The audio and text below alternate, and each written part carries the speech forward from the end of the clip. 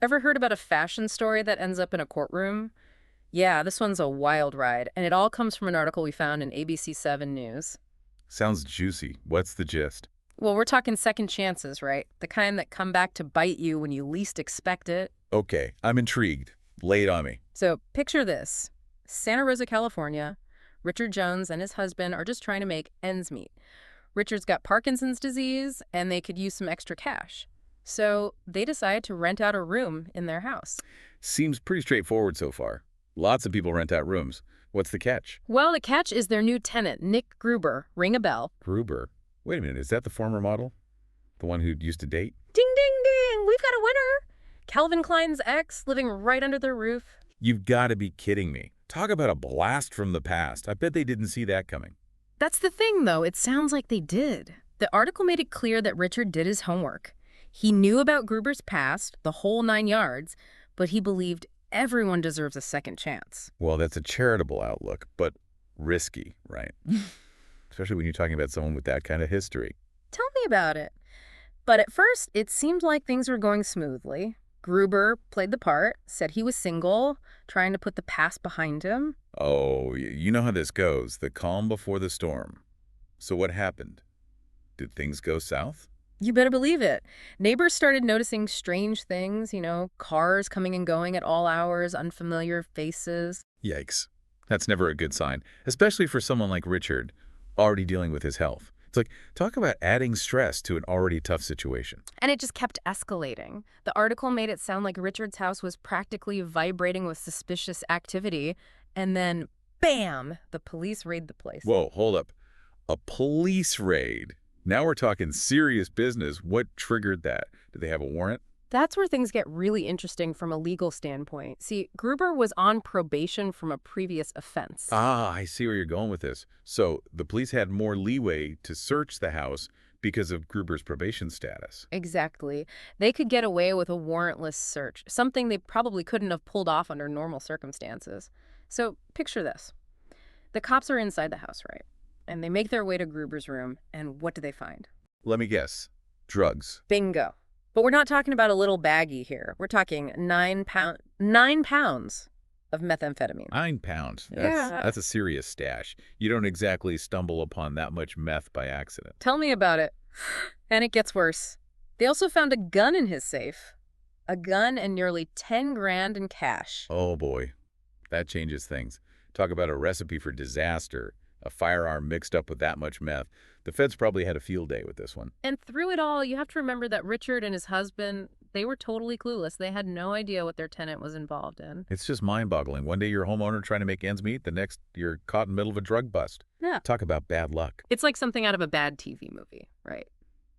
But here's the kicker, and this is where it gets really weird. Gruber, when they finally caught up with him, he actually tries to claim that he was just a broker, not a dealer. A broker. Come on, who's he? What does he think this is, Wall Street? That's a tough sell with 9 pounds of meth. Right, but that was his story, that he was just a middleman connecting buyers and sellers. Well, the law doesn't usually make that distinction, especially with those quantities. Yeah, and the judge didn't buy it either. Gruber ended up spending 2 years in prison for possession with intent to sell, being a felon in possession of a firearm, the whole shebang. 2 years.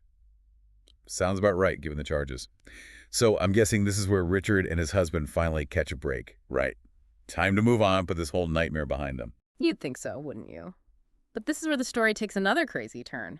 Remember those unexpected consequences we were talking about? Uh-oh. Don't tell me Gruber comes knocking after he gets out of prison, looking for a free room. Not quite, but close. So Gruber gets released in 2023, and guess what his first move is? I'm almost afraid to ask. What did he do? He contacts Richard, who had since moved to Oakland with his husband, and demands his belongings back. You mean he wanted the drugs, the gun, the money? Is this guy serious? You're telling me? Gruber was dead serious. He actually sued them. He sued them. What possible grounds could he have to sue them? He claimed that as his landlords, Richard and his husband had a duty to protect his property. Even though his property was a bunch of illegal contraband. That's incredible. It gets better or worse, depending on how you look at it. Gruber, get this, he wanted almost $400,000 in damages. $400,000. Is he running a scam here? Who does he think he is? He claimed that was the value of the stuff they failed to protect. Hold on. Did he actually have any proof, any receipts, anything to back up that figure? I don't know the answer to that. Of course, he didn't have a shred of evidence to support his claim, especially about the value of the drugs, gun, and cash.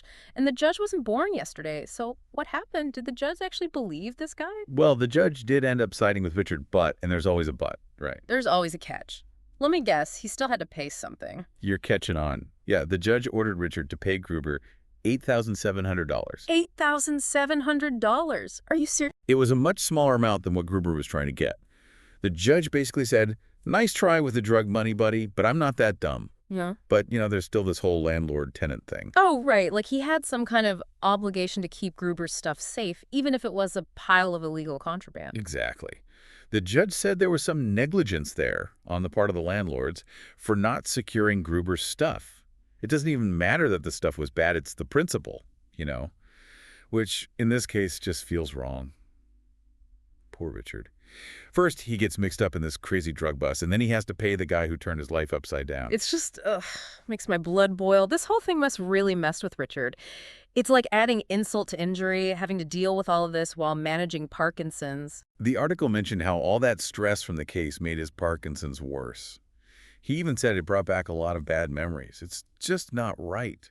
Talk about a nightmare you can't wake up from. And what about Gruber? Did he ever say sorry for what he put Richard through? He did apologize, but let me quote it directly. He said, I apologize for what has happened. I do from the heart, I apologize. I mean, it shouldn't end that way, or it shouldn't have ever happened. Yeah. That almost sounds more like he's sorry he got caught, not sorry for what he did. Right. It just feels a little insincere. Yeah. When you consider he was totally fine with dragging these people through a lawsuit to try to get his drug money back. You know what gets me about this whole thing? Gruber is reportedly working on a tell-all book about his time with Calvin Klein. Get out. You're kidding, right? What is with this guy? Nope. Apparently he's serious about it. Which I guess shouldn't be that surprising, considering how much he likes attention, but still. That's wild. It's like he wants to profit from this whole mess. Yeah. You gotta wonder who else he's gonna throw under the bus in this book. And just like that, we're back to those unexpected consequences, huh? It makes you think, doesn't it? Can people really outrun their past? It really makes you think. I mean, this whole situation with Richard and Gruber started because Gruber's trying to make a fresh start, but look where it ended up. It's like a never-ending cycle. This deep dive has been quite the emotional roller coaster, to say the least. We went from high fashion to a courtroom showdown and back again, all because of some bad choices and a whole lot of drama. And it's a good reminder that behind those glamorous names and fancy brands, there are real people with real stories. And sometimes those stories are messy, complicated, and far from picture perfect. Thanks for taking this wild ride with us as we explored this tangled web of choices, consequences, and the ever-elusive second chance. Until next time, keep it real, folks.